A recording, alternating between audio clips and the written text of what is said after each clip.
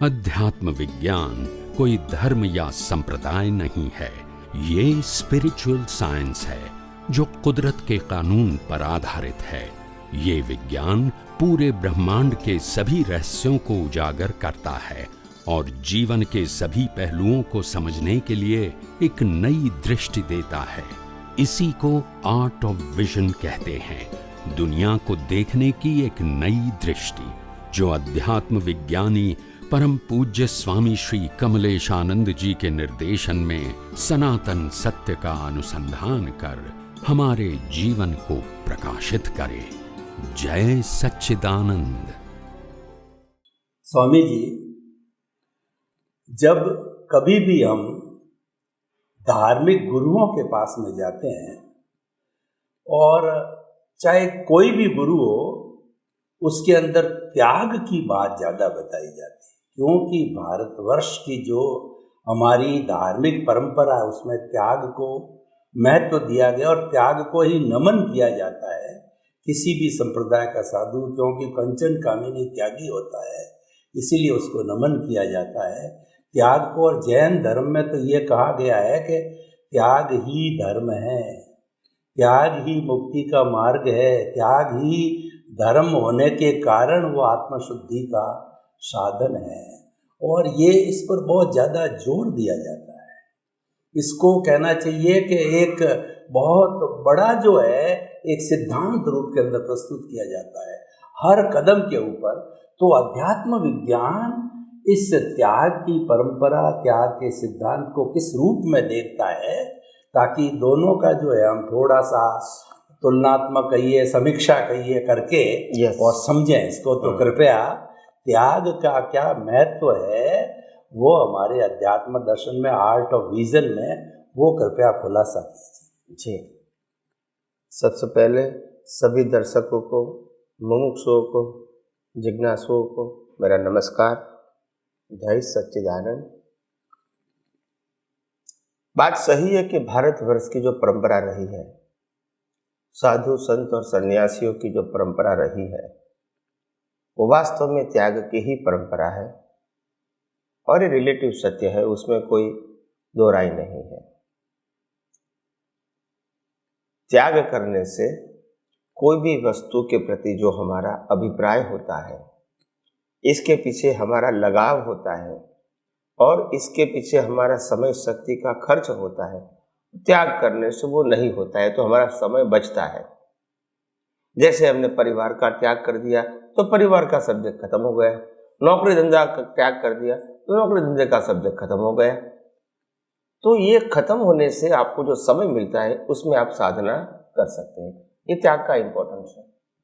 खाना कम खाओ ताकि जागृति रहे और आप साधना कर सको, पढ़ाई कर सको, संशोधन कर सको।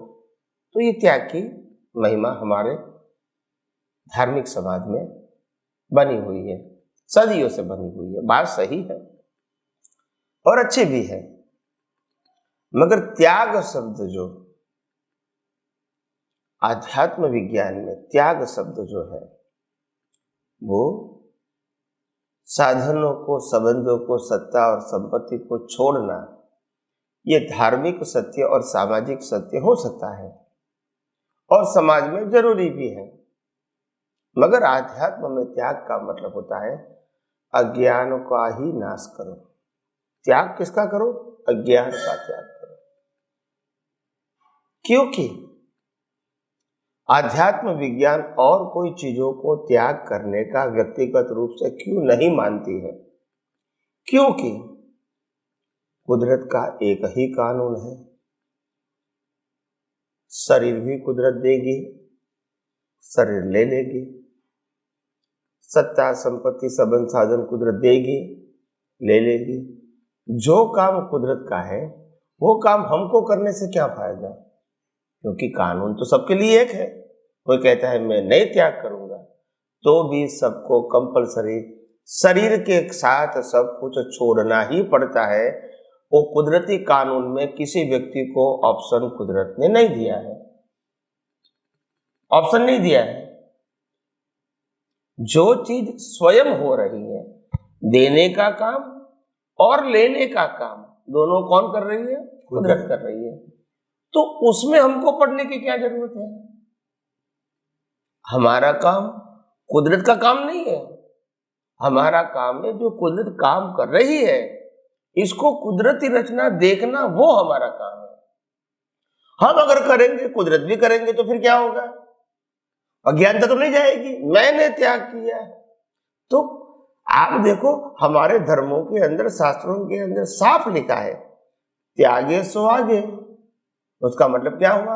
आज ने आपका जो साधन संपत्ति संबंध तो थे, आपने त्याग कर दिया, अहंकार से, अच्छी भावना से त्याग कर दिया, तो आपको आगे मिलेगा, क्योंकि आपने त्याग किया है, आप समझो।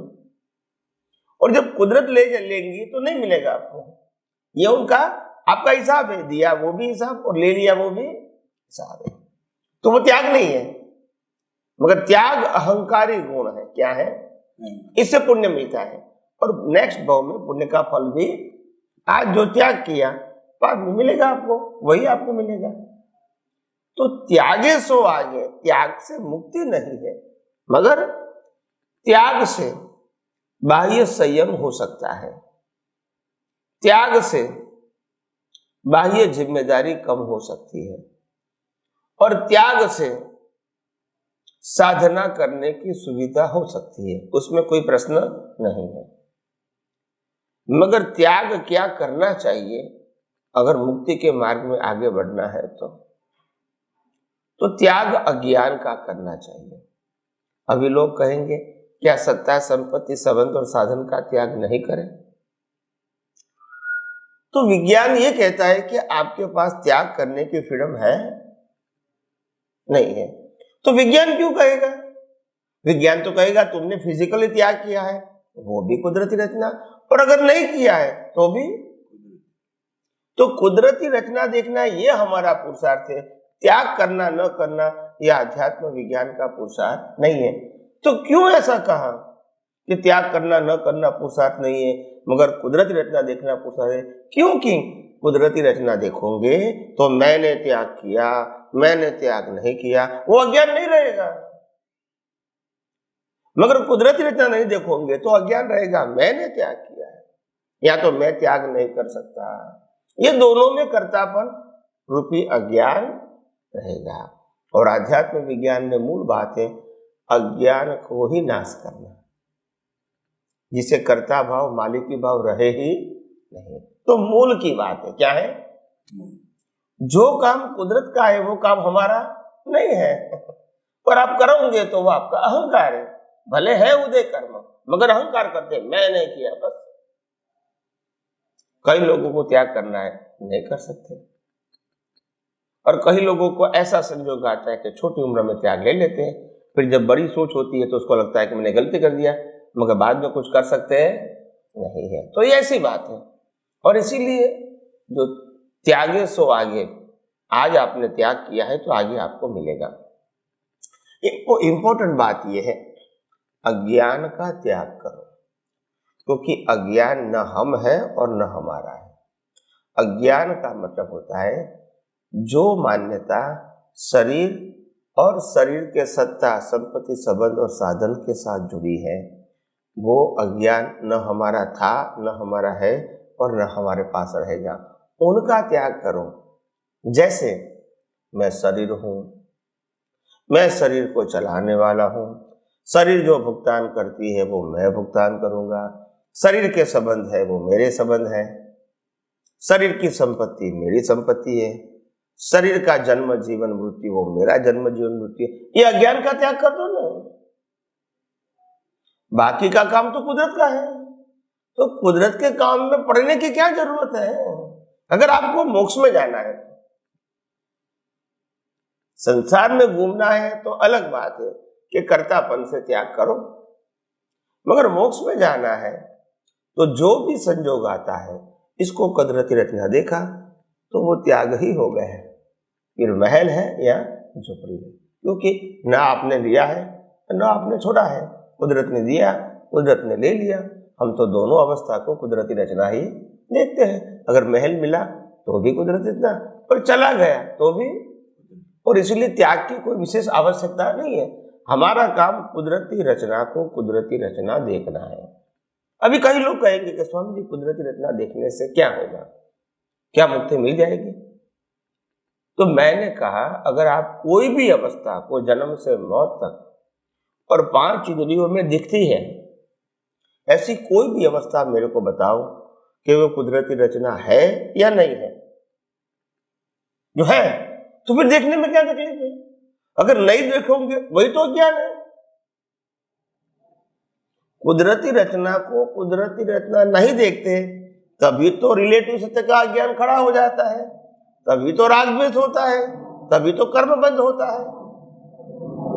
अगर आपने सनातन सत्य का उपयोग किया तो फिर राग द्वेष कैसे होंगे, कर्म कैसे बनेंगे, अज्ञान कैसे पक्का होगा? तो हमको तो अज्ञान मिटाना है। और दूसरी बात, हम ऐसा मानते हैं व्यवहार से कि अगर हम संसार में ध्यान नहीं रखेंगे तो हमको नुकसान हो सकता है, ऐसा मानते हैं। तो कुदरत ये कहती है तुम नफो नुकसान को मानने वाले कौन? जब तुम कुछ लाते नहीं हो, जब तुम कुछ ले जाते नहीं हो, तो नफा नुकसान का मतलब ही क्या है? आप आगे ले जाने वाले तो नफा नुकसान है, लाते नहीं हो, ले जाते नहीं हो, बीच में मिलता है, बीच में चला जाता है, उसमें नफा नुकसान क्या हुआ? आज भी मिला, कल चला गया, कल मिला, परसों चला गया, बस यही तो जीवन है। तो उसमें ये हमारी जो दृष्टि छोटी है और इसीलिए बड़ी बात समझ में नहीं आती है। जब आपका विजन ब्रॉड हो जाएगा तो आपको समझ में आ जाएगा कि दुनिया की वास्तविकता कुछ अलग है और व्यवहारिकता जो हम मानते हैं वो भी बहुत अलग है। मगर हम सब व्यवहारिक दृष्टिकोण से फंसे हुए हैं, डूअरशिप और ओनरशिप। तो यही अज्ञानता हमारी दृष्टि में मिटाना, उसी को कहते त्याग। अज्ञान को मिटाओ, अज्ञान को खत्म करो, इसका नाम है त्याग। यानी मैं शरीर हूं, वो मान्यता का त्याग कर दो। ये मेरे संबंध है, मान्यता का त्याग कर दो। ये मेरी संपत्ति है, मान्यता का त्याग कर दो। ये मेरे साधन है, ये मेरा स्टेटस है, ये मेरी डिग्री है, मान्यता का त्याग कर दो। साधनों, संजोगों, अवस्था का त्याग नहीं करना है, मैं मान्यता के त्याग की बात करता हूं। आप बिलीफ चेंज कर दो, खत्म हो गई बात। अगर बिलीफ चेंज हो गई तो आपकी बिहेवियर चेंज हो गई। बिहेवियर का मतलब देखने का तरीका चेंज हो गया। अगर आपने माना ये शरीर मेरा नहीं है, ऐसा माना, फिर शरीर कुछ भी करेगी, मैंने किया, मेरे को हुआ, ये सब्जेक्ट नहीं रहेगा। और यही तो अज्ञान निकालना है।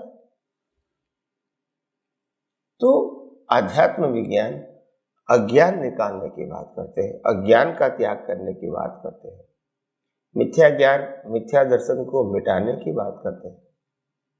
आध्यात्म विज्ञान मन वचन काया उनकी अवस्था को बदलने की बात नहीं करते हैं। और वैसे भी बदलने की स्वतंत्र शक्ति है नहीं। तो एनीवे, आध्यात्म विज्ञान का मतलब ही है सनातन सत्य को समझो और सनातन सत्य को दृष्टि से उपयोग करो और अनुभव करो, और रिलेटिव सत्य जो लेकर आए दृष्टि के रूप में, इसको इरेज कर दो। यही आध्यात्म विज्ञान का सार है।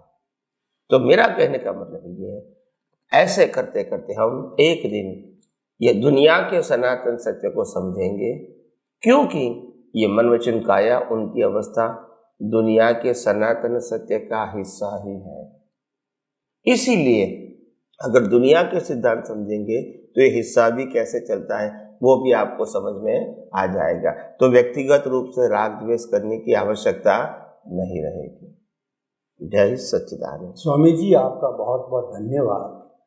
स्वामी जी, अब जो आज हम चारों तरफ जो देखते हैं, धर्म गुरुओं की बात देखते हैं। धर्म गुरु कहते हैं कि मेरा जो धर्म है, मेरा जो ये मंत्र है, ईश्वर है, और मेरा जिसको आप फॉर्मेट कहते हो, इसके माध्यम से ही मुक्ति मिलती है। आप यहाँ तक आओ। और उसके अंदर क्या है कि लोगों को वो आकर्षित करते रहते हैं, और उसको अगर वो दूसरे को गुरु, अपने गुरु के अतिरिक्त अन्य गुरु को मानते हैं तो उसको मिथ्यात्व भी माना जाता है। देवगुरु धर्म की परिभाषा भी ऐसी बना दी है कि देव तो तीर्थंकर भगवान सबके हैं और धर्म है वो सबका एक है। जैसे जैन धर्म की बात करें उसके सिद्धांत एक से, लेकिन जब गुरु का प्रश्न आता है, गुरु बहुत है, हर एक के आचार्य अलग अलग गुरु है। गुरु धारणा करने के बाद उस गुरु की जो शिक्षा है उसके विपरीत जाना वो मिथ्यात्व ही कहलाता है। आपके दर्शन के अनुसार तो ये सारा रिलेटिव सत्य है, लेकिन फिर भी ये बहुत कहा जाता है। इसी कारण एक गुरु का कोई अनुयायी दूसरे गुरु के पास जाता नहीं है या उसकी बात को स्वीकार नहीं करता कि वो मिथ्यात्व बन जाएगा। मिथ्यात्व बनेगा तो अभवी होगा, अभवी भाव, उसके भाव बढ़ जाएंगे और वो घूमता रहेगा। तो इसके बारे में अध्यात्म विज्ञान क्या कहता है, क्योंकि ये अन्य धर्म गुरुओं या अन्य संप्रदायों के अंदर ये बात बहुत ज़्यादा चलती है और ये सिखाई जाती है, रटाई जाती है। कृपया थोड़ा मार्गदर्शन कीजिए। यस, सबसे बड़ी बात यह है कि जिस प्रकार से धर्मगुरु आत्मा की बात करते हैं, मोक्ष की बात करते हैं, संजोगों का संभाव से निपटारा करने की बात करते हैं, मालिक की भाव, कर्ता भाव छोड़ने की बात करते हैं, ये सब बातें तो करते हैं क्योंकि ये किताबों में है, शब्द ज्ञान के रूप में किताबों में है। तो वो अच्छी अच्छी बात करेंगे तो लोगों को भी आनंद आएगा। मगर ये जब बातें जब प्रैक्टिकल की आती है तो ये बातें उसको लक्ष्य में नहीं रहती है। हम इस दुनिया में कुछ पाने के लिए आए हैं, कुछ खोने के लिए आए हैं, या अज्ञान को मिटाने के लिए आए हैं। क्योंकि पाना खोना वो तो हमारा विषय है ही नहीं, मगर अज्ञान को मिटाना ये तो हमारा विषय है, क्योंकि अज्ञान को ही हमने ज्ञान माना है। तो अज्ञान को मिटाना ये हमारा विषय होना चाहिए। ये दुनिया में से कुछ पाना खोना वो विषय नहीं होना चाहिए जागृत पुरुषों के लिए, क्योंकि हम परिवार से भी मुक्ति चाहते हैं, संबंधों से भी मुक्ति चाहते हैं, गुरु शिष्य से भी मुक्ति चाहते हैं। तो मुक्ति का मतलब होता है छूटना, छोड़ना नहीं, छूटना। अगर कोई शिष्य एक जगह से दूसरी जगह गया तो तकलीफ क्या है, उनको जाना है तो जाए।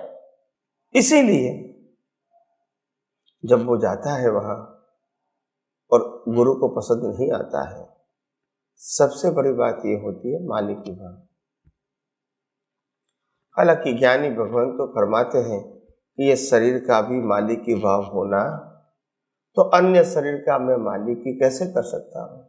मगर क्योंकि यह अज्ञानता के वश जिस प्रकार से मैं रॉन्ग बिलीफ लेकर आया हूं, तो इस प्रकार का मैं बिहेवियर करता हूं।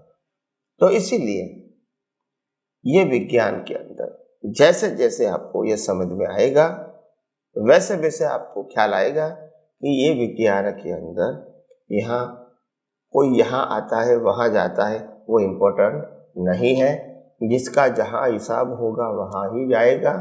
इसमें अगर रिस्ट्रिक्शन करोगे तो अननेसेसरी राग द्वेष बनेगा, उनका जिम्मेदारी तुम्हारी भी होगी। तो मालिक की भाव छोड़ दो और सहज रूप से उनके संजोग क्या ले जाते हैं जाने दो, और आपके संजोग क्या लेते जाने उस देखते रहो। सभी की अवस्थाओं को कुदरती रचना देखो, आता है तो भी और जाता है तो भी। तो इसमें आपकी भी मुक्ति होगी और सामने वाले भी मुक्त रहेंगे। तो ये मुक्ति आध्यात्म विज्ञान का मार्ग मुक्ति का मार्ग है, और उसी प्रकार की हमारी दृष्टि और सोच होनी चाहिए। स्वामी जी, आपका बहुत बहुत धन्यवाद।